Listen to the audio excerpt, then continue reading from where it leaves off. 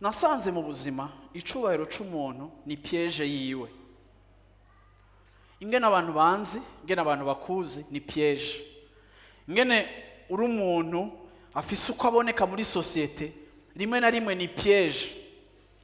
Ariko hariho avantage muri faiblesse.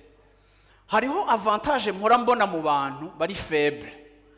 Ariko ico kintu mpora mbona mu bantu b'abanyantege nke canke bafise ubumuga nk'uyu mugabo canke bafise ico babuze, nuko bobo baramaze kwiyakira nk'abantu bari faible, ku buryo ivy'icubahiro ntibikibabera ingorane kuko ntaco bigeranye.